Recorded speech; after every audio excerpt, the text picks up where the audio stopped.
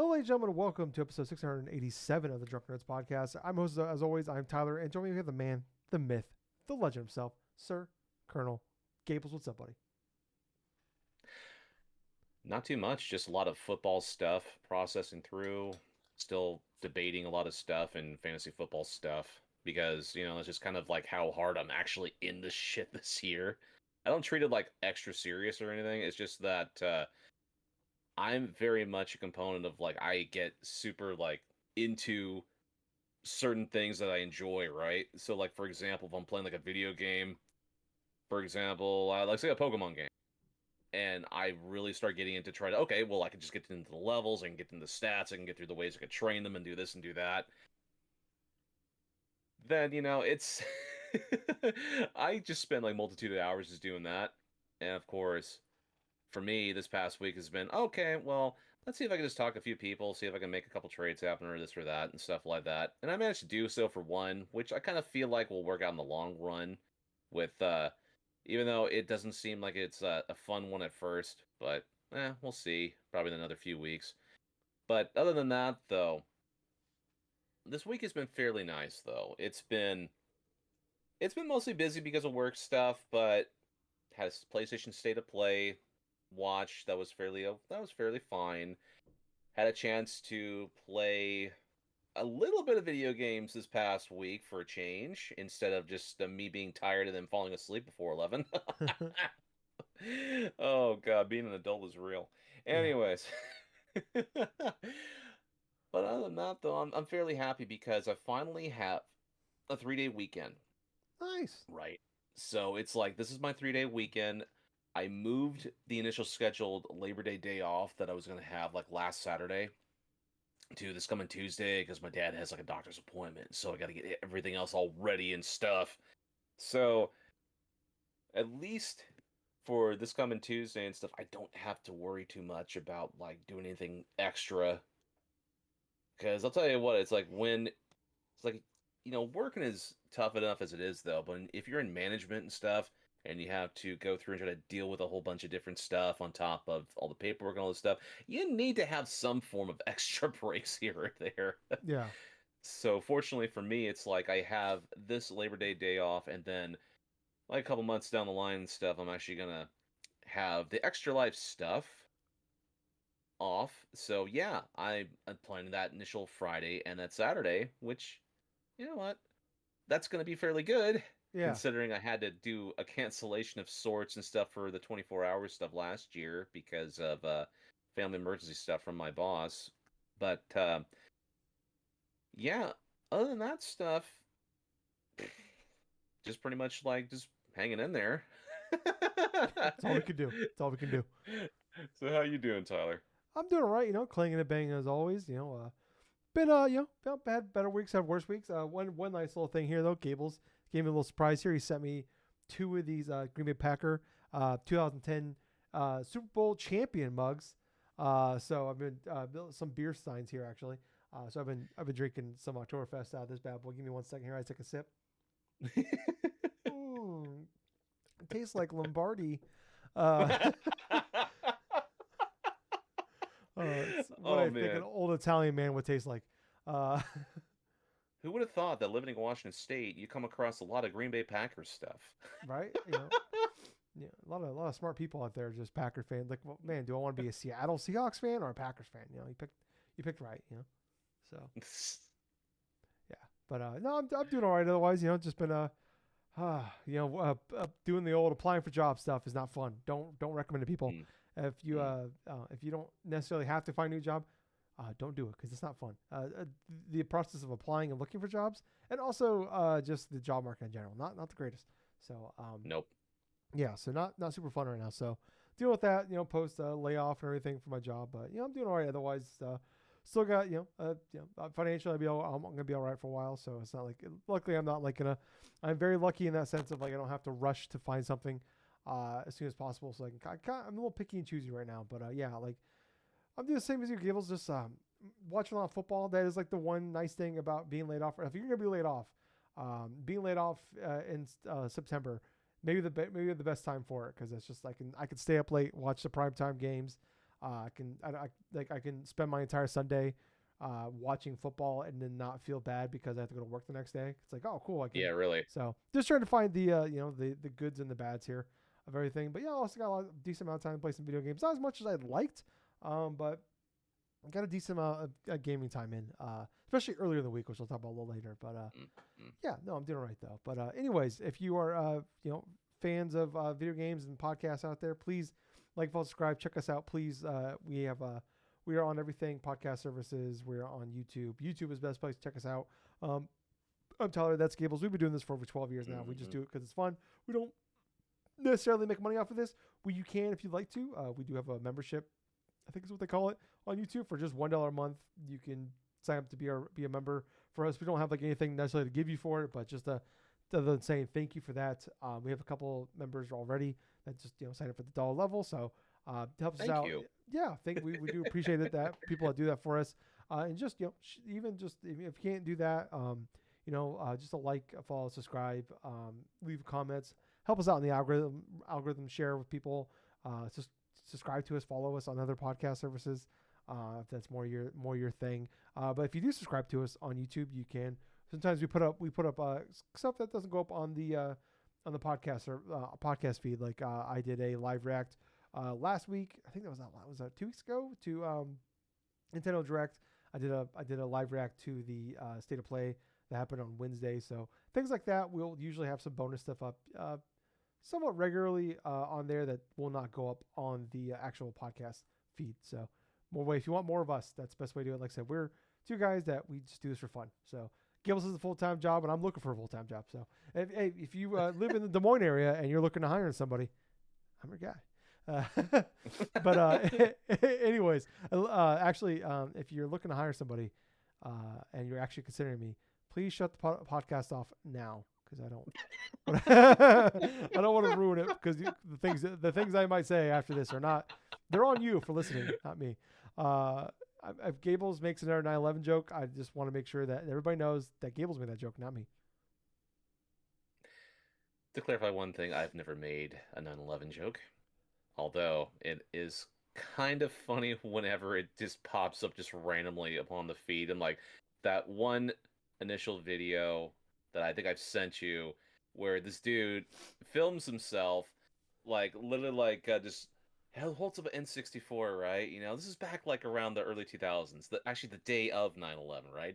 And he's like, just, oh, look at me, I'm the N64. It's like, I got Banjo-Kazooie, I got this and that. And all of a sudden he looks up, he sees the TV it's seeing, and it's like, oh, fuck.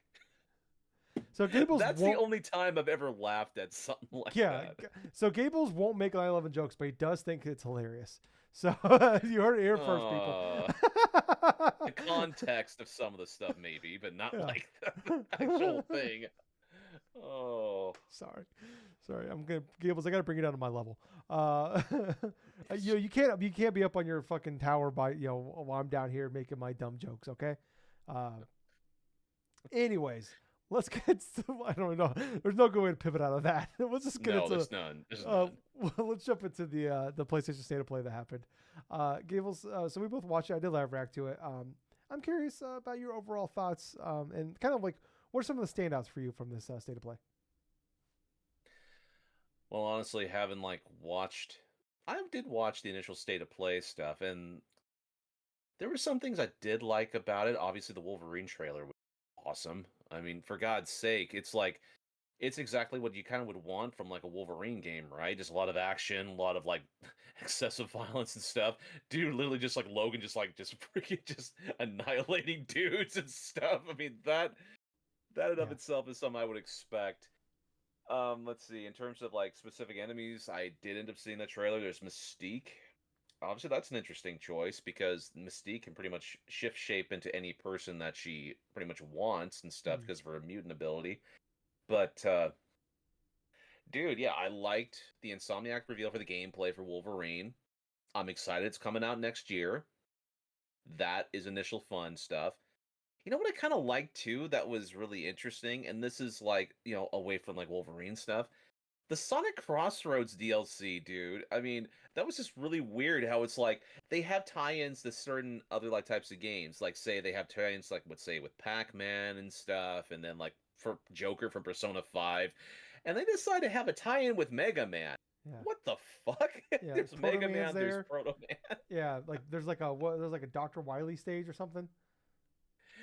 Dude, it's actually really hilarious that even leading up to the release of Sonic Crossroads and stuff, Sega actually put out an initial trailer or like an initial video just kind of ribbing Nintendo with Mario Kart World. Yeah. And it was actually pretty good. Yeah. I did see that. That's pretty funny.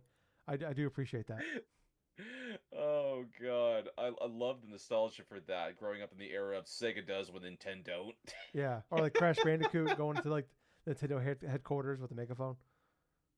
Oh god, yeah, just stuff you couldn't even like do nowadays with. Yeah, Nintendo would but sue.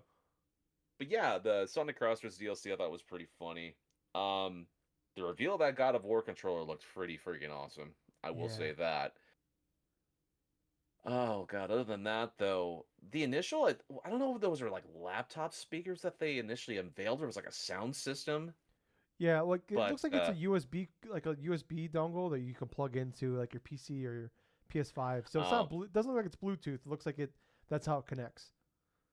oh, I see. Yeah, yeah, yeah. Kind of like how for like headphones and stuff you can plug Yeah, in like the initial dongle and stuff like this Pulse headphones and that exactly like doing that. and Yep. stuff. Yep.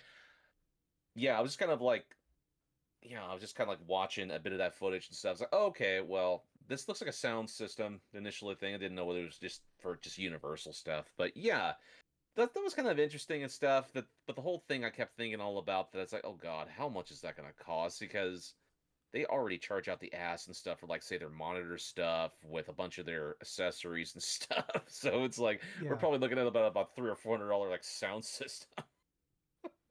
Probably. Yeah. Probably. Ooh, but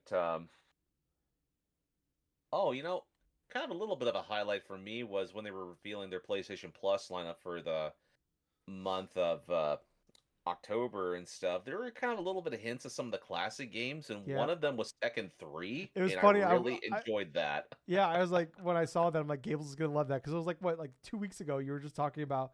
I wish they put Tekken on the PS Plus, and I'm Oh, like here it Tekken is. 3, or just something like that. Yeah, Yeah. and sure enough, that's one of my favorite fighting games in the PlayStation. So yeah.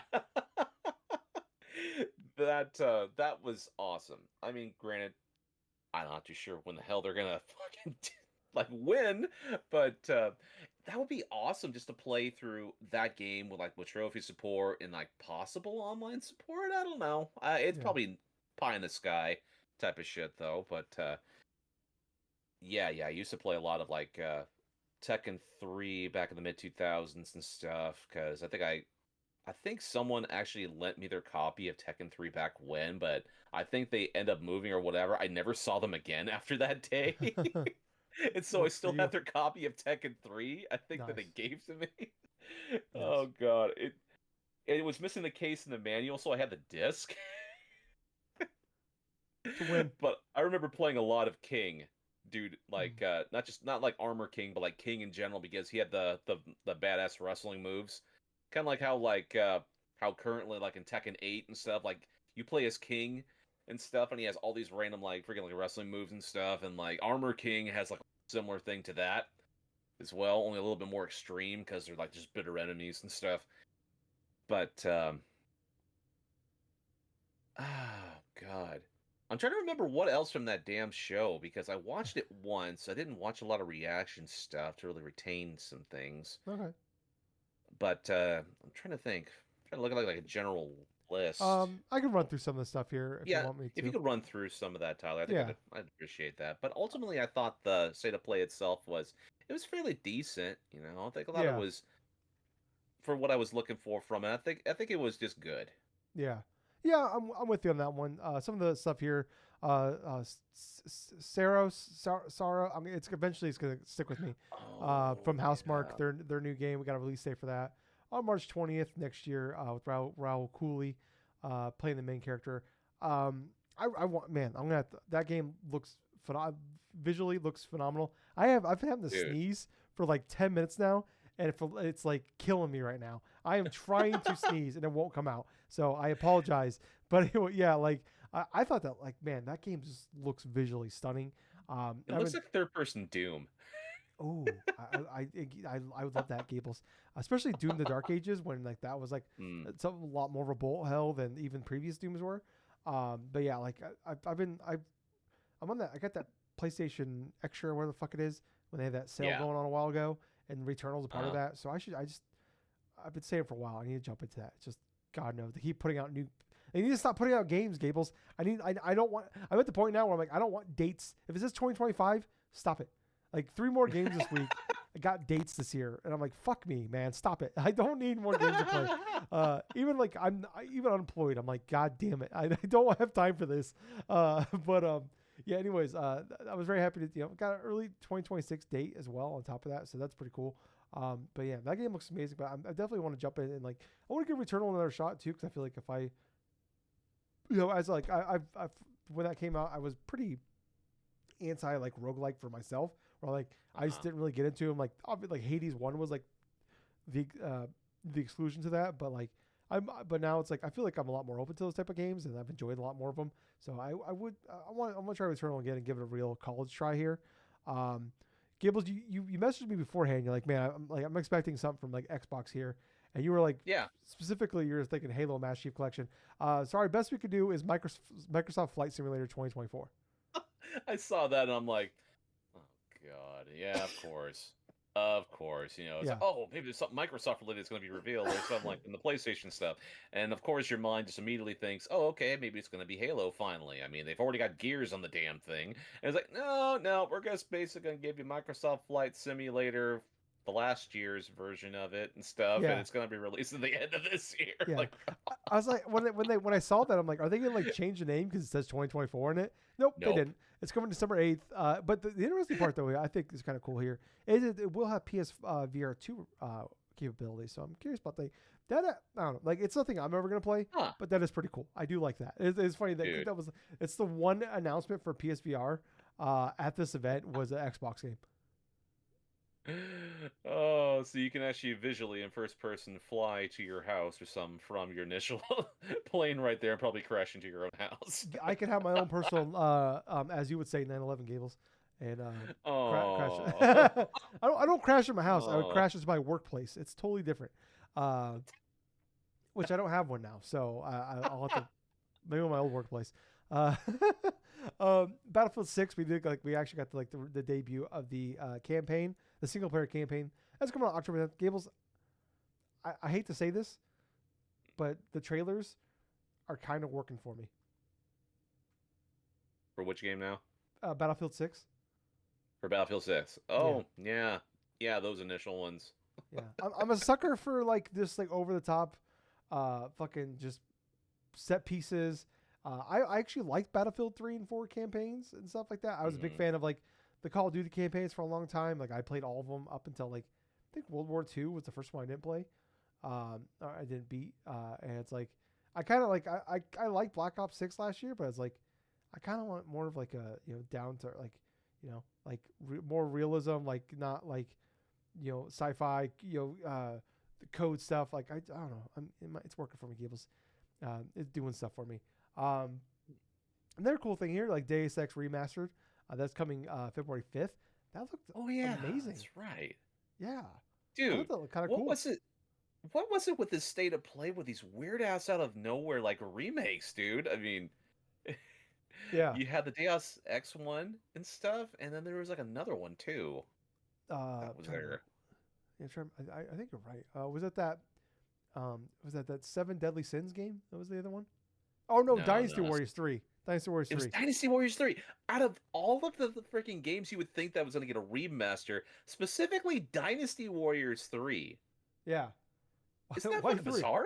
Yeah, I mean, I don't Like a know. specific niche of stuff, you know? It's God, it's just so weird. Yeah.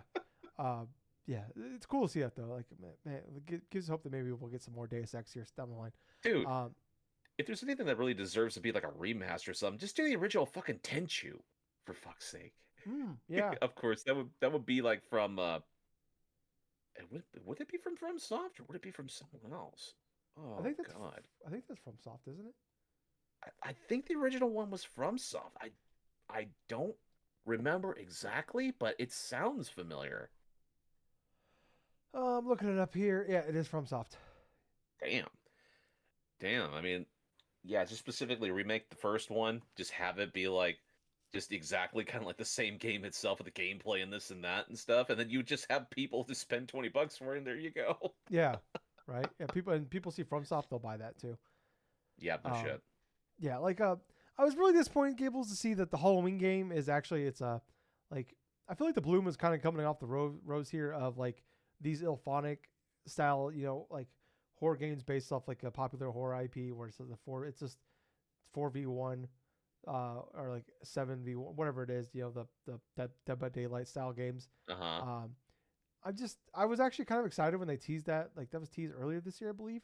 But Uh-huh. I was like, oh man, like hopefully it's something different than, like I think during the live react when they initially revealed that, I was like, hopefully that's something different. And then it's like, oh no, it's just Elphonic doing it. Like, I like those games. Don't get me wrong. It's just Uh-huh. like I feel like we've been doing this for like a decade, like since Friday the 13th. It's just like, it's Yeah. been done to death, and it's like these like come and go so quick. Like, and it's specifically Ilphonic, where it seems like every 2 years they put out another one of these based off a popular IP, and it just kind of comes and goes. It's just like, Because why then do we they keep doing put this? because then they put out like other than just Friday the 13th though, was it like Texas Chainsaw There Massacre or was something Texas like Chainsaw that? And Massacre. We've had the Clowns from Outer Space. Um, yeah, there's been a couple other ones as well. It's just it's just the same. It's the same type of concept, right? You take a horror IP, you convert it into like a 4v1 type of shit and stuff, and then you just set people loose instead of that old thing, you know? I mean, in hindsight, I mean, I can understand trying to capitalize on things like I said, like with Dead by Daylight and some shit, but at the same point, it just gets old rather quick. Because when I was looking at it, I'm like, well, I kind of hope this Halloween game is going to be a little bit different than that because I was under the impression, oh, is this like an open world game? Because they were just initially teasing all this and all that and yeah, stuff, but no. yeah. I just would like. I mean, like the thing is, like those games are good. Like they're not bad games. It's just like Right. it's just kind of like a formula that we've seen over and over again. It's just like, It's especially stale. now. Yeah, it's just like, and now like after we see it, and it's like don't get me wrong. If like I had like when we did like the Friday 13th stuff a while ago, Mm, like mm, that was so much fun, and I would jump in a heartbeat to do that again. Like like I if know. if like 5 people got together tomorrow and said, hey, we're gonna play this Halloween game online, I'd buy it. Don't get me wrong, I would buy it. But like, yeah, it's just like I, it's one of those things where it's like it just kind of comes and goes, and then it's weird that they put a date for September 8th of next year. It's like Halloween the game coming September 8th of next year, a year away. Oh, you missed the opportunity just releasing on Halloween next year. Yeah, it's like just delay it like 6 more weeks. Like, what are we doing? Yeah, I don't know. I thought that was weird. You mentioned the Sonic racing thing, Gables, and I can't believe I'm saying this, but I'm kind of interested in this game. Like, Oh man, not just you. I mean, I had the chance to try out the initial beta stuff and I played it and it felt actually fun. It didn't feel like it was trash. It didn't feel like it was just like a cheap cash in or anything of that yeah, sort. Like I played the last Sonic Racer, the whole Sonic Team Racing from what I downloaded off the PlayStation like Plus tier stuff and like a while ago and stuff, and it was okay, but yet the story elements of it really dragged down that damn game very yeah, very much for me. But this one seems a little bit more focused on what their initial gimmicks and their concepts are. It's just like when you race, all of a sudden halfway through, you could switch to a different area or something. It just randomizes each time you play the course. Obviously, it's more structured to Mario Kart and stuff with modifying vehicles and stuff. And quite honestly, it's like I'm really thinking about buying this damn game because it's like I've played Mario Kart World earlier on this year. It was a fun game for what it was and stuff, but I really dropped off that damn game quickly after yeah, that. But barring because Mario Kart 8 Deluxe had so much content and stuff to it and stuff, but that game had been around for like 10 years prior. But yeah, man, it just seems like with Sonic Racing Crossroads, it just feels like they're actually putting more of like an effort not only to gauge interest from its players, but actually revealing bits of the downloadable content and stuff to where, hey, you know what? You're gonna have classic characters you can play as. You can play as Joker, you can play as Pac-Man, you can play as Mega Man and stuff, and Proto Man, and all these themed courses based off of these characters, similar to what Nintendo did with Mario Kart 8 Deluxe with The Legend of Zelda and Animal Crossing and this and that. The only difference is the stuff. It's well, the game isn't $80. You know, it's like Yeah. you have the Switch version is literally like about 60, right? But the other versions are like 70, obviously, like for Steam, like for PlayStation, like for Xbox and stuff. And if it's a standard price, it's you just pick your poison. It's cross-playable, for God's Yeah. sake. Oh, okay, that's cool. Yeah, it's just like I'm like antsy to play like a kart racer game, and like Mario Kart World just kind of left me so cold. And it's just like Yeah. like the excitement for like Mario Kart World that came out, and I played like 5 hours of it. And I'm like, I'm kind of done. I don't really care for this. And it's just like I don't know. I'm looking at that. I'm like, I like to play that, and I'm like, this looks like I don't know, like. That's saying something that someone like me is like that looks like it might be like that might be the kart racer I want to play this year. Yeah, it's fucking weird times we're in. Like Neo Yeah, 3, no shit. yeah, Neo 3 got a release date February 6th of next year. Uh, Hmm. Cool little game here, Chronoscript, The Endless End. That's coming out in 2026. That's that one where it's like you get like you go into like the pages of a book, like a manuscript, and it's like a 2D like action game. But I thought that looked that was probably the one of the things that stood out for me, honestly, of like the non first party stuff that like I'm like, okay, this is the kind of thing that like I'm a sucker for like really cool art styles and games, and that looks like a type of game I'm gonna like too. So like that's definitely like I'm gonna keep my eye on that one, and when that one comes out, probably be a day one buy for me. Um, you mentioned that Pulse Elevate is what they call those the speakers. I kind of like them. Like obviously the price point is who knows. It is a weird thing where Yeah. like it's like a Sony thing where like Sony like makes these things and kind of adds the PlayStation name to them. Right. And that's usually what we see here, and like that's probably what the case is with this thing. Um, I don't know, like price point. Like I'm hopeful that maybe it's not too crazy because I remember like when that with the PlayStation Portal when that came out, like I'm like man that thing's like $300-400, and it came out and it was like 200. I'm like, all right, that's actually pretty reasonable for what that thing is. And like if this thing comes out and it's like reasonably priced, really well made, like because like I think like most of the stuff they put out is like well made. It's not like cheap plastic, like I think I'm not Right. worried about the quality of this thing, but yeah, the price point aside, like that might not be a bad like speaker system for like your TV or when you're playing games or you're on your computer playing or whatever. Like I'm actually a little interested in this one. I don't know what like I said, price point is definitely we're gonna have to keep an eye on this one, but I don't know. I did not actually hate what I saw there for that one. And last up, you can mention Gables Wolverine. Looks exactly like what you would what I think everything that we would want out of a Wolverine game is like that. And honestly, is like I was looking at this, I'm like, man, if like I remember we talked about it a while ago. Like, man, if they could just like make a modern day of that Wolverine game that was based off the movie from like 2008, 2009 or whatever it was. Like that game was like a solid like 7 out of 10 back in the day, but it's like a really fun game. Like if they could just make like a modern day version that would be like a really really good one. And it's like looking at this, it's like, yeah, no, this is exactly what this looks like. There was like that one part where they were like showing the behind the scenes stuff, and they like they like do a slow mo of the fucking claws going through that guy's face, and I'm like, they didn't need to do that. That would like they like want to make sure this game is fucking gory as hell. But yeah, this game looks amazing. One other thing I'll mention that I forgot when talking about Wolverine the first time and stuff, I loved how when you look through that trailer and all of a sudden they hint to you like a major boss battle that Wolverine's going to have against a Sentinel, and then you see the reveal of the Sentinel, and it's like, oh shit, yeah, there we go. That's what I want to do. Yeah, and like Omega Red was in there as well. So, oh my god, yeah. Yeah. Yeah, that makes sense. Yeah. So look, it looks awesome. I can't wait to see more of that coming out fall next year. So I mean, Gables I thought overall the state of play was fine. I thought it was really held up well by Saros and Wolverine. Like if those weren't there, this would have been a pretty skippable state of play. I would have thought. It would have been, yeah. Yeah. So like those I'm like a 7.5 out of 10, maybe 8 out of 10. Just because like I said, like you take away like those like 10 minutes. Like I think it was like a 35-minute state of play. Those 10 minutes, the first 5 and the last 5, kind of held that thing together. because the rest of it, like I said, everything in the middle was pretty bad. So or Yeah, I'm not kind of bad, but it same was just as like with you, dude. yeah, it was Like, uninteresting. But yeah, but you look at 2026, man. Like for PlayStation, it's looking pretty good right now. Like we got Soros, we got Wolverine. There's that mhm. Marvel Tolkon Oh yeah, Tokon and stuff, and then you Tokon, have yeah, Marvel Invasion that comes out too. yeah. Well, that game's supposed to scheduled to come out this year, isn't it? Oh, later on this year, I think. Yeah, Yeah, that's but what you like were saying. yeah, like I'm looking at like PlayStation though. Yeah, like you got those three big games. You got, obviously everybody's kind of poo pooing on that, but we don't know yet. Marathon still coming out, it's slated for next year.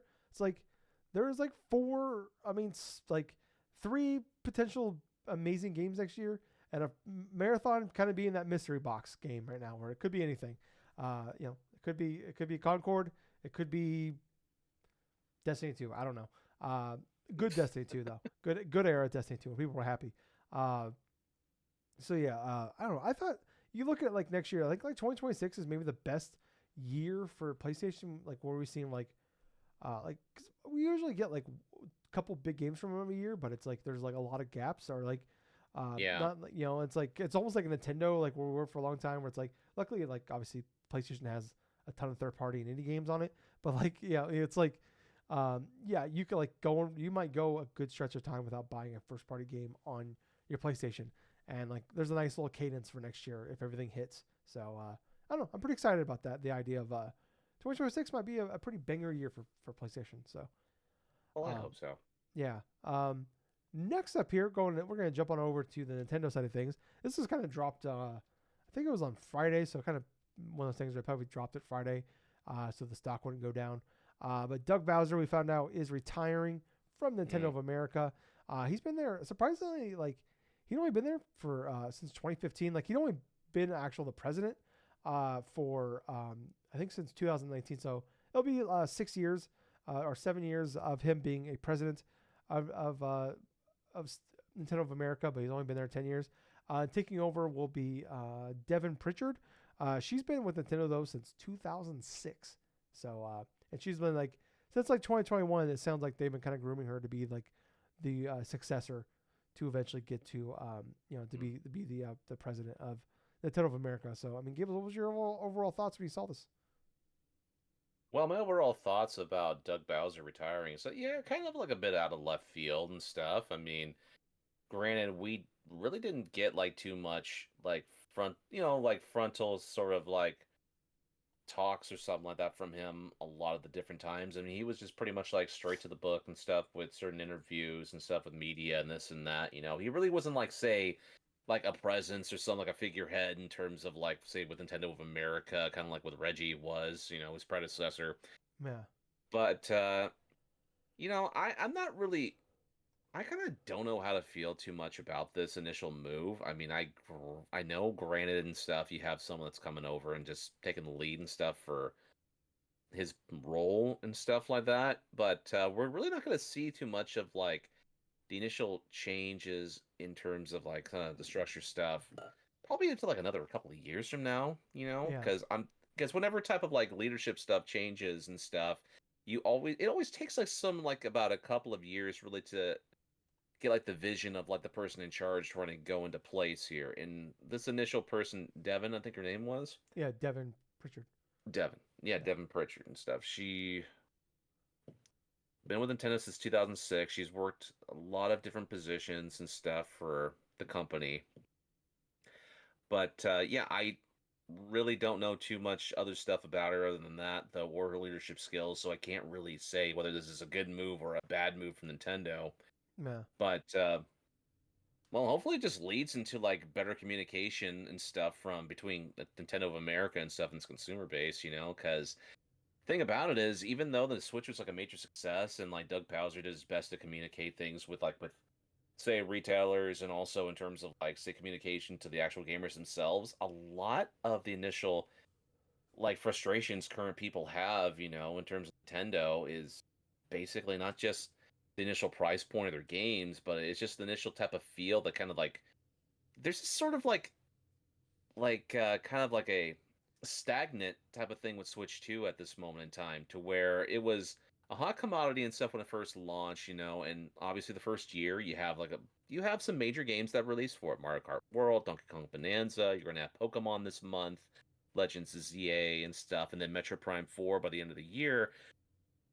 But honestly, the kind of whole talks and surrounds about Nintendo Switch 2 at this moment in time has been either between the price of the initial games, the initial game card stuff, which you don't have full game on the initial thing, and it's just a glorified sort of like redundant sort of digital only type of shit that Yeah. you could just lend out to some people.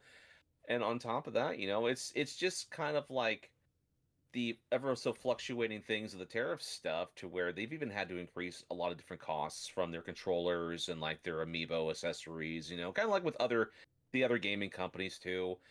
So trying to do like a better communication, probably a better strategy in terms of kind of marketing that stuff is probably what they're trying to aim for right at this moment. And maybe Devin is like the person that was probably a better suit for this. Yeah. I mean, there's also the possibility to where they probably just gave him a choice. Hey, you can end up going this route right here and stuff like that, and just leave gracefully and stuff because you've been with us for a while and stuff, and we're just gonna go ahead and just have your replacement ready. That could have also been the talks as well. Yeah. True. But yeah, Tyler, just overall, I don't know how to feel about it. Yeah. It's definitely a weird one where losing Reggie over him retirement was very sad just because he'd been there for so long, and also he was so he was like one of it was like him and Iwata were like the two main people when you thought Nintendo was like the two people you thought about, and it's definitely like him taking over in 2019 like kind of coincided with like Nintendo really like kind of like locking down, and they it's like we always think about like all the personalities that Nintendo would have, or like just we've seen them on the PlayStation side of things when I've already forgot his name, Jim Ryan, when he took over. Like we used to have all these like we had Shuhei Yoshida, we had Andrew House, we had all these like Andrew House. Yeah, we had all these like public like these figures that we'd see all the time, and it's like around when we saw like Jim Ryan take over, it's like that kind of went away. We see when Reggie went away, and obviously Iwata passing away, like that kind of stopped. And it's like after Reggie was gone, like all right, we're not really doing it anymore. And like we see like the same people that, like at these directs when we watch them, like we see like a lot of the same people, but like they don't have like the flair to it, that like like there's like they don't have like they have like no charisma whatsoever. And like whenever we saw Doug and stuff in like directs or like little things, like he seemed like he had that to a certain, like obviously not to the levels of like a Reggie or Iwata or anything like that, but like he had like there's some flair there to it. But like we've seen like Nintendo kind of locked down, and like I think like recently I was like listening to a podcast, and like someone like looked it up where like Bowser had done like only a handful of interviews in like 5 years, and they were all like sit down like pre-scheduled like canned interviews. They weren't exactly. So like or like I guess he was like at like some of these Switch 2 events for like like content creators and journalists, stuff like that. But it was like very like buttoned up. We're gonna like we have our talking points and we're not gonna break from those. But it was just a different era of Nintendo. So kind of like a figurehead. Yeah, and like obviously like Japan runs Nintendo over like these guys are just like kind of more like the ad agency for America and the lawyers. So I don't know, like I don't know how to feel about it either, because like it feels like we never really got much of Doug Bowser. Like true. Like, it's just kind of like when you mentioned it's like man, how long has he been there for? I looked it up. I'm like only like 5-6 years. Like that's like as like the president. Like that's shocking. Like but yeah, like I don't know. It's just like it feels like I don't know. It's like other than like his last name, it's like I really don't remember. Like it's just like it feels like this era just kind of came and went. It's like I don't know. Maybe like it's a good thing though. Where it's like I don't really know much about you, so it's like it's kind of like it's like when you have a boss and it's like things are just going well. So it's like cool. Unless I see you, that usually just means things are fine. So I don't know. Obviously there's been a lot of frustrations this year with Nintendo, but like I don't know. It's a weird thing where it's just like he's gone, but it's like it's just like I said, like it's not fair because there's probably never gonna be another Reggie. But he just wasn't Reggie, and like that was kind of probably impossible shoes for him to fill. So maybe it's not fair to like sit there and put that on him either. But I don't know. It's just it was kind of shocking this how fast it's coming. But we'll have to wait and see though how it plays out. Like obviously like I think he's staying until the end of the year, and then Devin takes over beginning of next year. So we have a little bit here still to go. But Gable, some other kind of shocking news that dropped on Friday. This is from I believe it was the Washington Street Journal that originally broke this news that EA is in advanced talks to go private and have a $50 billion, B as in boy, dollar buyout from a group of investors, including private investors and Saudi Arabia. Wow. This is the first that I'm hearing about this. I mean, I haven't listened to a lot of the various gaming news on Friday, other than like the Doug Bowser stuff, but this does not surprise me at all because of the fact that Saudi Arabia has made a bunch of interest into like getting into the games industry, and this is a huge step in order to try to get yourself into the initial games industry stuff by acquiring one of the biggest third-party publishers in the United States. Yeah. But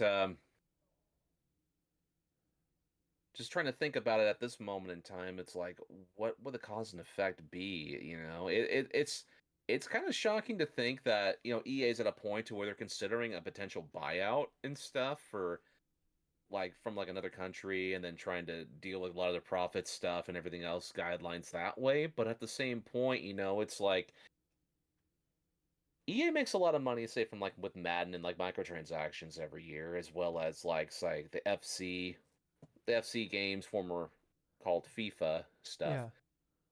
And then obviously Battlefield stuff, they're trying to go hard and stuff for this initial release and stuff. But other than that, though, I mean, EA exactly hasn't been like EA of like, say, the past 10 or 15 years to where they got all these different projects and stuff, and then they try to get all this other stuff, It's been mostly just honed into like three or four different franchises, and then a lot of them are kind of like, well, kind of rinse and repeat.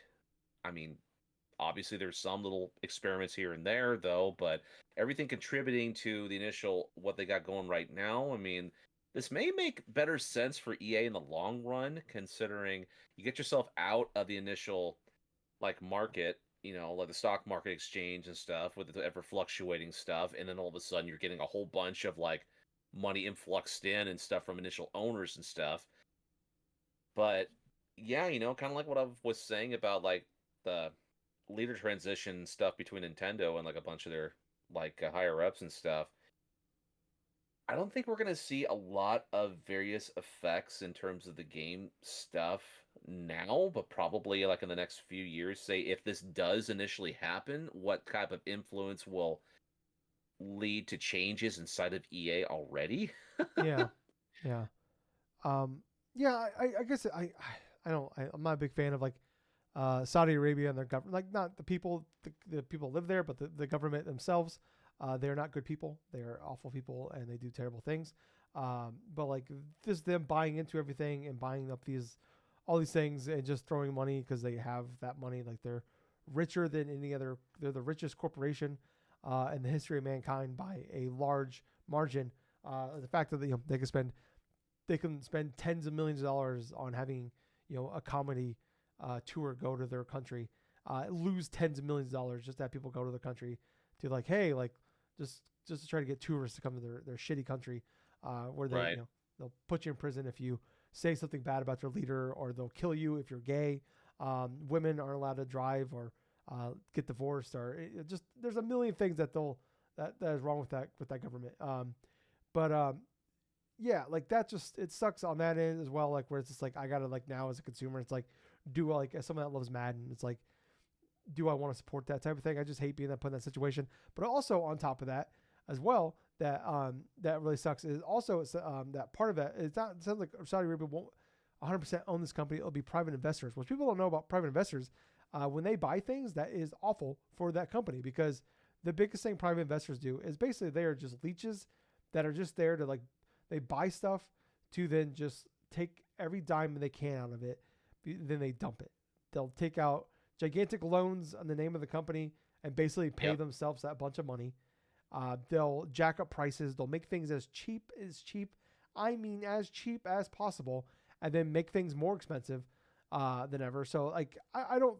If this happens, I don't know if this will be better, but I doubt this. Like the games or anything. Like, I don't think all of a sudden, hey, we're willing to make these like bring back these AA games, again that like, and we're okay with losing money on it because like these are like these private equity firms that are gonna be involved in this, where like they're gonna like, well, we want to make this as we're going to make this at the fraction of the price that we're spending already, but we also want to make more money. It's like that's what they do. Like that's what like all these private equity firms, they bought up a lot of newspapers in the 2000s, 2010s when the internet was taking over. They raised prices, they laid everybody off, and they made them as cheap as possible, and maximize the profits out of it. And they dumped them as soon as they were no longer valuable. And like that's what these companies do. So I don't know. It's just it sucks. And it's like there's a million things like the bitch about EA, like for the last 20 years for the history of the day. There was a million things that I could bitch about. And I could do a 3-hour podcast bitching about my problems with EA. But I will take this EA 100 times out of 100 compared to this potential new EA, which sounds like it's unfortunately probably going to happen, which sucks. And it's just, I don't in 5 years, this company will be not around, or they're going to like sell it off for parts to other companies. And cool. It's like, just like Microsoft owning more big studios. Like I think we've kind of seen, more consolidation. They're going to sell off IPs for parts once they're done sucking this thing dry.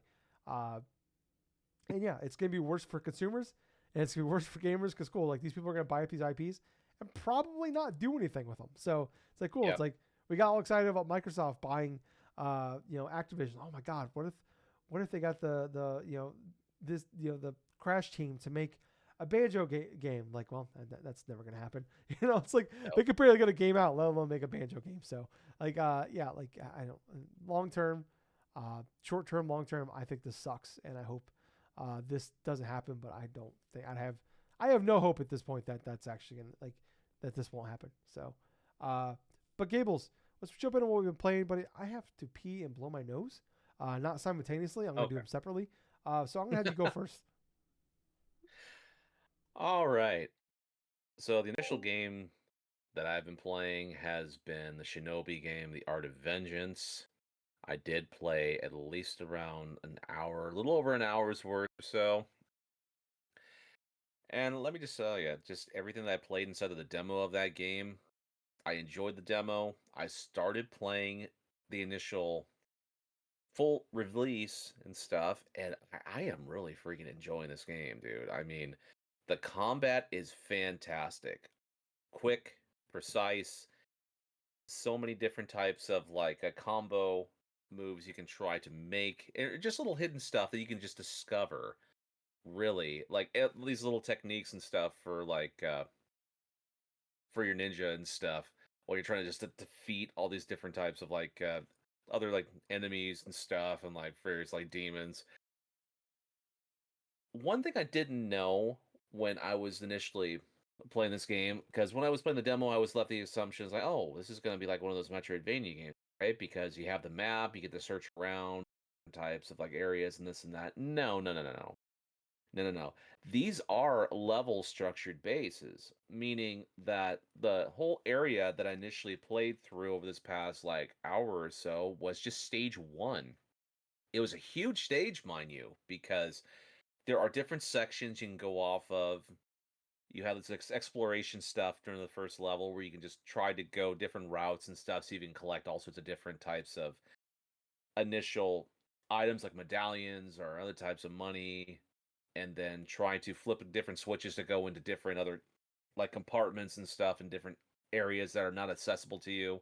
But at the same time, there are specific type of things you need to go back to once you complete the level, and then you get the right type of ability or something, and just break through certain walls or floors in order to reach the stuff that you really need to get. And I like that. I like that this is level structure based, because you don't have to basically get 100% of like this initial area and stuff in order to try to get the most out of it before going on to the next level. I think all in all, in that level one, I completed about 23% of all of that initial exploration, and that was mostly because I just basically went where I felt like I could organically go. I collected what I did. There's these different type of like shinobi relics and stuff. There's like 5 through each level. And I think I managed to collect only about two of them because they were pretty much like kind of obvious places and stuff. But there's a lot of replayability with these stages. So it's like if you don't have a certain ability, you can't access a certain area to get 100%. Well, you could play the next couple different levels and stuff, and then you may find that ability in order to go back to stage one. And it's like, oh, okay, well, here's this, here's that. I'll get a couple of things here or there. It's not a traditional Metroidvania. It's more or less you get the replayable levels, sort of like some platformers that you could back in the day, to where you could go into the level and stuff, you complete the level, but yet there's another secret you have to unlock, but only way you can do that is by getting items from another level, go into that level and stuff, and finally unlock things, you know? But like I was saying before, just the combat of itself, I'm really enjoying because it's a mix of like quick beat 'em up type of actions, kind of like what they did with this the this developer did with like say with Streets of Rage 4 and Hmm. stuff, and like Shredder's Revenge and stuff. Just fluid. This company know how to what was it? Digital Eclipse? No, what was Uh, it? oh God, I'll look it up. Oh my gosh, I'm trying to think of the name of it because I know this is the same company that made like Shredder's Revenge and also Streets of Rage 4. Tribute Games. Uh, Tribute Games, I think it is. Yeah. Yeah. My Yeah, the my same. my Google was trying to give me shredded chicken recipes, so I'm gonna look at those real fast. I'm still listening, but I'm looking at those. But yeah, Tribute Games really know what they're doing in terms of combat, because it seems like this is three for three to where I've played a game by them and I really enjoy playing the general gameplay of it. The game itself looks fantastic because you have a lot of these hand-drawn sort of visuals stuff mixed into like a cel-shaded like type of like feudal Japan sort of mode and stuff, but yet you have this sort of like the comic strip sort of feel, like the manga style of like feel or something when you're going through different types of cutscenes and you have like different portrayals of like different characters and this and that. And this level ended with an enemy by the name of the Red Ape, right? And so Mm. basically it's this kind of like this demon ape that has all red armor and he has this long spear. And so basically what this boss is like he'll attack you with a spear, but he'll do like a gigantic like jumping attack and stuff to where you can dodge him if you notice like you have like a lot of the red hue or something on the ground, and so you can just dodge roll out of that. But he'll also to try to punish you and stuff if you try just beating the shit out of him and stuff, like just try to go all aggro. He'll take his lance, he'll stick it into the ground, and he'll start swinging and kicking you with his feet and stuff, like in a circle motion. But all throughout that entire match and stuff, I got into it so much I actually pinched a little nerve in the back of my neck. Oh I'm like, Jesus. oh god. I've only done that like maybe once or twice before while I'm playing fighting games, and it's because I fucking look at the screen and I just get so tense up so much. I'm like, oh god, I gotta sit down. I gotta sit down. That's not good. But other than like playing games too hard, which I have a tendency of doing, it was fantastic. I thought the boss fight was really fun. It wasn't too overly complicated, but it was just the type of things that you would expect from a Shinobi game to where you face off against this boss, it'll telegraph the type of moves you have to avoid or what you can go through and punish them and stuff. And I actually end up finding ways to damage the enemy when it was doing one of its attacks. So that kind of made me happy because that way I could figure, oh, I could beat this boss quicker if I actually had like different types of say air attack stuff. As far as the complication of like some of this combat, I mean, you can do the basic like square, square, triangle, triangle, and stuff to do light, light, heavy, heavy. Or you could do a couple different techniques to where if you do a jump and then you press triangle in the air, it does a dive kick. And then from then you can combo it like into doing like a light attack or something on your opponent on the ground. And just the amount of flexibility you can do with some of these combos and then unlocking other types of combos inside of the initial shop. Like you have this pig yokai that you go and you try to buy certain things from, and he'll unlock more inventory by the amount of like Ouroboros like relics that you find throughout a level. So if you find all five, you and like you're able to unlock different things, you get all sorts of various other abilities you can learn or types of items you can use and stuff. So I'm really kind of enjoying the aspect of trying to expand my character without having to go through some sort of skill tree and just award points of that this and that. No, you just basically collect whatever. You just unlock an attack. It's not like going to increase the amount of certain stats here or there. But yeah, from it just left me with a great first impression of playing this game. The second level, it gives you a little bit of a hint, like a preview, and this one's called the Chase. So basically, if I remember correctly, in Shinobi 3, the first level started off kind of like that, to where you're just basically going through this initial cave and stuff. You fight all these different enemies and you face the boss in the end. And then the second level, you're basically riding a horse and stuff, and you're defeating all these ninjas on horseback. And then you'll see ninjas like shinobis will fly like with all these gliders and stuff, like hanging like this and stuff, just flying right to you and stuff. But for this one, it's like you have this dog companion, right? To where if you use something like a ninpo or something on this thing, it'll grow up to like a gigantic wolf, and you get to ride it across like a field and stuff like that. You know, and like I have only seen like little bits of hints here and there, but I can't wait to just delve into that. But other than like the Shinobi Art of Vengeance game, I did pick up a new game this past week. Finally, for first time in a while, I picked up Silent Hill F. Oh. And I have not. Oh. I need to play it this weekend. I want to play it. This is the first time I've ever like really like have bought a new Silent Hill game that was not like a remaster or was a gimped version of some like classic Silent Hill games. I've heard nothing but good things about this. I personally have not seen any types of gameplay or anything of that sort.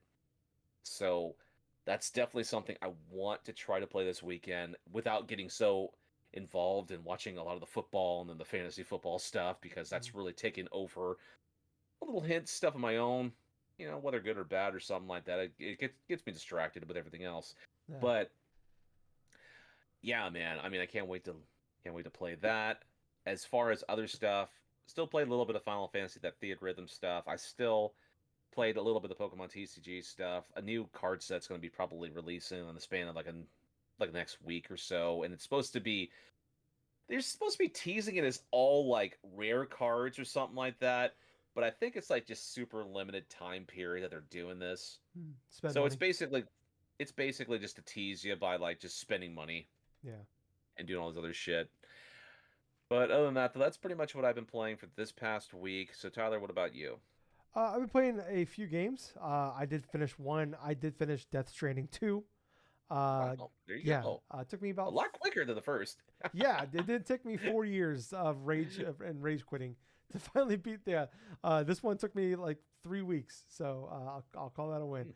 But I talked about a lot last week, where I think I was like 21, 22 hours in, where like I finally like everything connected to me. Like I think I made the reference on here where like I was like Frank in Always Sunny when like he finally like understands homosexuality.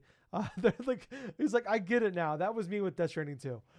Where like I was sitting there, like there was like a point with me where I just clicked. I'm like, I get it now. Like I want to put this ladder here for somebody else to use later. I want to make this generator. I do want to do these things, and like I finished. I got to like a certain part of that game where like I just couldn't stop playing it. Like I think there was like a 3-day stretch where I put like 17 hours into it in like a 3-day stretch. Just like I was just completely engrossed, trying to just with the storyline and everything like that. There was a part though where I got a little scared, Gables, where we got to the mountains and there was snow there, and that was the part where like literally I think of the 40 years it took me to beat the first one, I would say 3 of those years was me stuck in the section with the snow. Like that was like the part that just like did me in for like multiple of my playthroughs, eventually rage quitting and walking away for 9 months.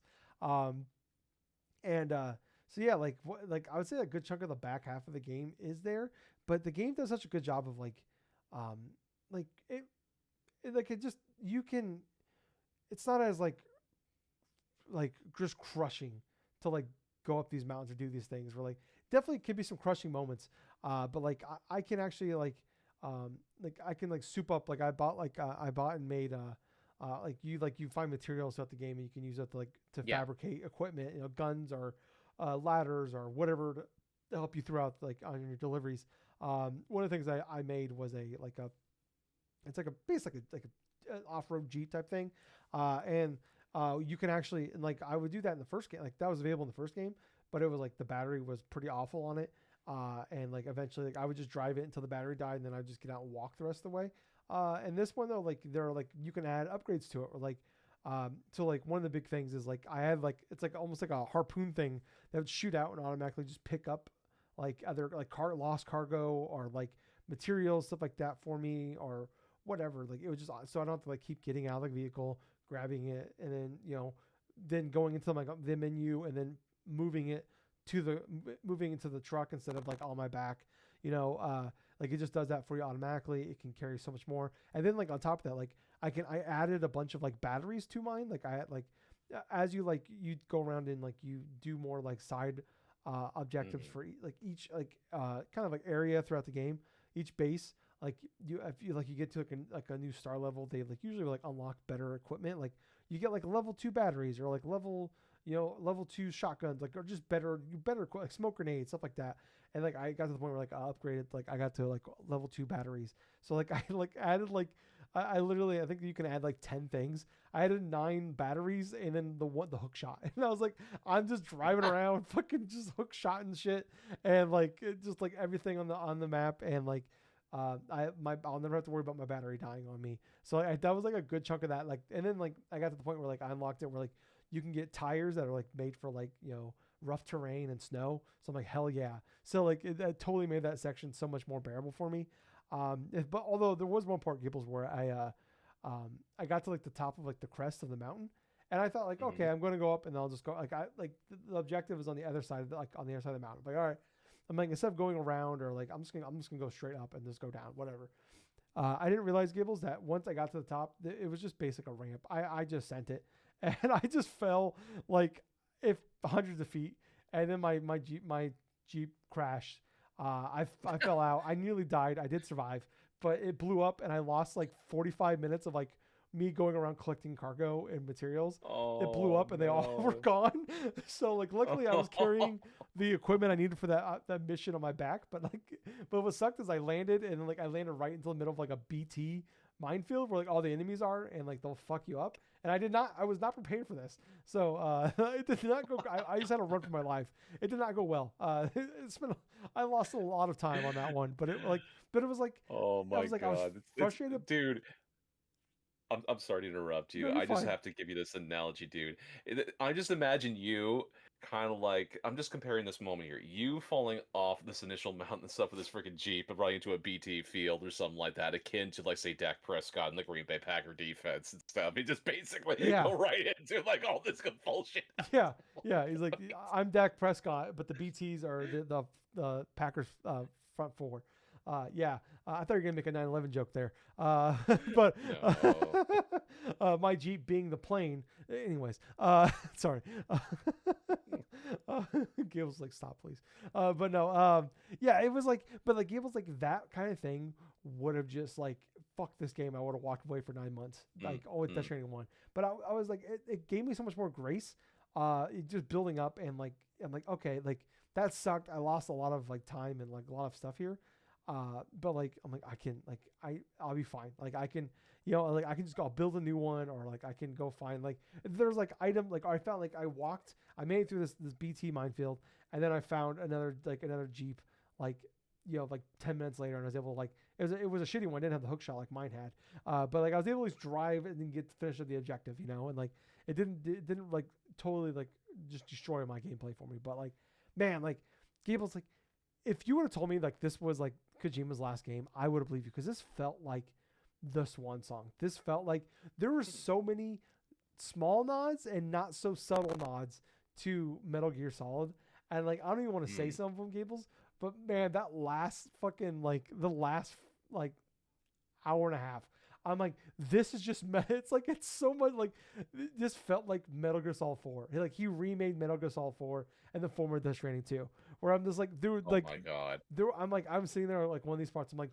oh my fuck, he's doing it. Like I couldn't like I'm like, oh my god, like Konami might sue. Like I'm like, is Konami gonna sue for this guy? Sue? Like, dude, there's so many moments like that where I'm like this is fucking amazing. And like all the like little nerd things of like, like it's triggering everything for me. I'm like, this is fucking awesome. I loved all of this. And like the story I thought the characters like Rainy and Tomorrow and like Dollman, I fucking love Dollman. Like literally a little doll that you have that hangs with you and he just talks to you all the time. His haw got stuck into the guy's haw got stuck into the doll.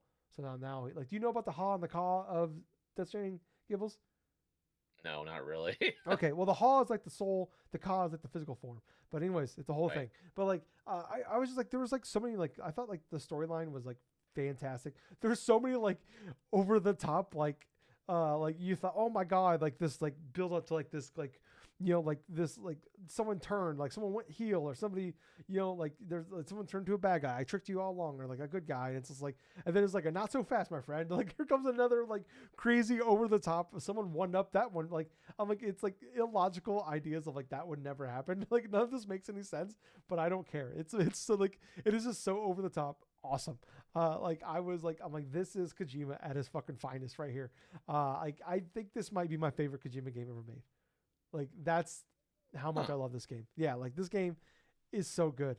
Yeah, like I goddamn, like if you are a Kojima fan, honestly, just play this game. Like put it on story mode and just play through it. I played it on I did play it on easy, just because like I didn't want to deal with the falling over all the time. So I did do that. But like the game was like, I mean, it's still fairly difficult, but like it wasn't like like I said, it wasn't crazy hard, but I beat the first one very easy. So, and that game was a pain in my fucking ass still. So, yeah, like I was completely blown. Like by the end of that thing, I think the last like 6 hours of that game, I cried 4 times. It was just like pure like emotions and like some like sad, like some crazy like sad parts, some parts where I'm just like overwhelmed by like the moment type of things, like Final Fantasy 16, that Leviathan boss fight over again, where I'm just like I'm crying over hype. Like I'm so hyped, I'm crying right now. Like that was me with this game. Like man, I'm happy. Like this game is so much better than I thought it could be, and also I'm excited to get Gables because like I'm like, man, like Expedition 33 might be my game of the year, and it might not be close. And then Death Stranding 2 comes in, and I'm like, okay, we got a real discussion going on right now. Where like Death Stranding 2 might be my game of the year, and it might not be close. I don't know yet. But Gables, another game I've been playing this week that also might be my game of the year. This week was a big week, Gables. There's too many good games coming out. I played about 3 hours of Hades 2. Actually probably closer to 5 hours. I've been playing. I did buy it on Switch too, Gables. So I did buy the game twice. I bought it on Steam, and then I bought it again on Switch too. But I wanted to play at the top frame rates and all that stuff. But daddy, this game is phenomenal. I mean, no surprise here. This game, there's people I talked to that put like 100 hours into the early access portion of this game, so it doesn't shock me that people are this game is great. You play as Mel, who is like the princess of the underworld. I believe she is a brother of Zakiri, I think is how you say his name, from the Hades 1. And basically she's trying to get revenge for like what happens in Hades 1. But yeah, like man, like it's just more of like the goodness of what you love from Supergiant Games. Just the music is top notch. There was a part where like they just like it's like they have like the same theme song again that plays during certain battles, but then they added like a little guitar riff that happens. You go do do do do do, and I just like audibly went, I just started laughing at myself because I'm like, that is so sick. Like I'm someone that just like, oh man, like I get really into like great video game music, and I've been a big fan of Supergiant Games literally since like Bastion day 1 on Xbox Live Arcade. And then like that, I remember like listening to that soundtrack. I had like owned that soundtrack on iTunes and like listened to it all the time. And like, yeah, like, anyways, man, like I've just been totally engrossed in this. Like it is definitely the one more round, one more thing where like, I got 20 minutes here. I'll play it. Like there was like I was watching the game, I had the Thursday night game on, the Seahawks and Cardinals. And at halftime, like I'm going to jump in and play a quick round, do a quick run here. And I ended up playing like for like an hour, and I missed like the entire third quarter because I'm like, I'll do another run. So like, and I'm like, oh fuck, the game's on.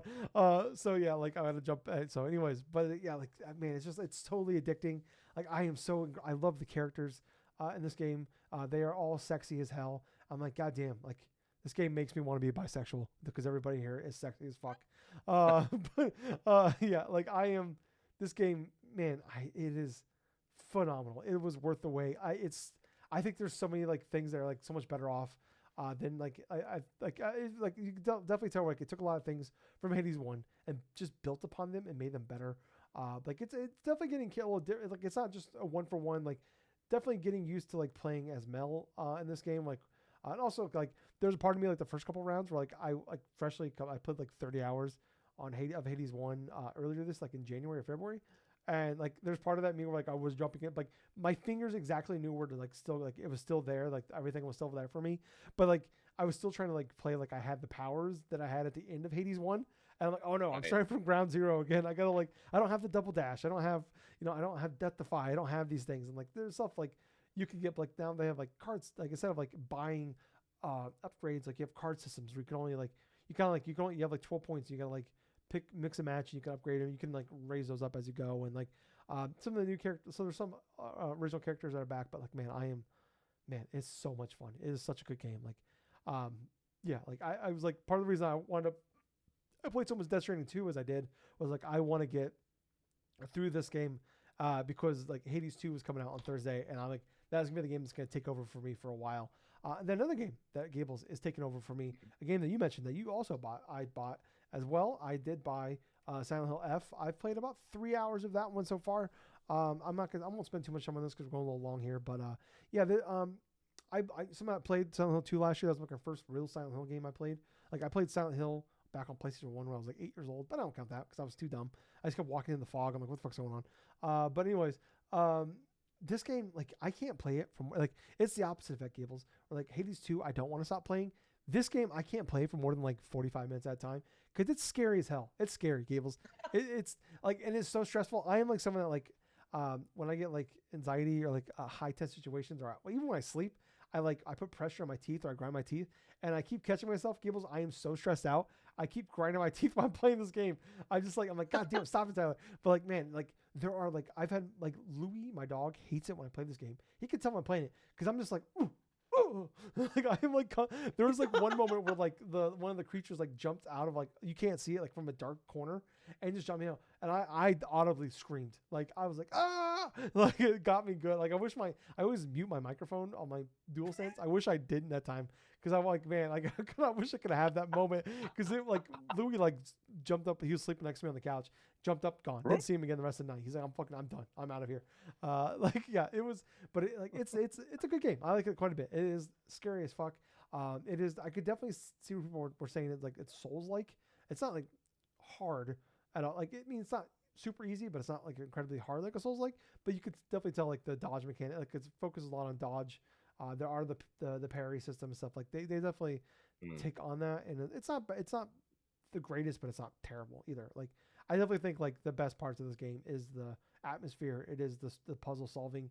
It's everything, yes. And the combat is fine, but it's not like the thing. It's not the main thing you're gonna be doing through this game. So far, at least like a few hours in, yeah. So I'm gonna power my way through this game, because then Ghost of Yote comes out next week. Gables. It's just a never-ending onslaught of video games coming out, and also I got my my PS5 Ghost of Yote side plates coming next week as well. So nice. I'm very excited. The next week's gonna be a very expensive week again, Gables. I guess it's crazy that I am unemployed and yet I can't keep up with all these games coming out. So I couldn't imagine having a full-time job or having my job I had, working crazy hours and doing all this. It just wouldn't happen. But yeah, I guess first world problems. But yeah, anyways, I think that's gonna wrap it up for this week, guys. So if you like the show, like what we do, please like, follow, subscribe. We're a little longer this week, but that's okay. A lot of big stuff going on. We're in the time of year where games, like a lot of big games coming out, which is I will take that. It is definitely okay with me on that end. But yeah, I was Tyler. I have been Colonel Gables. So until next time, everyone, thank you for listening to another fun-filled episode of the Drunk-Nerds podcast. And hey, Gables. Yeah. Too sweet. Too sweet, man. Bye, guys. See ya.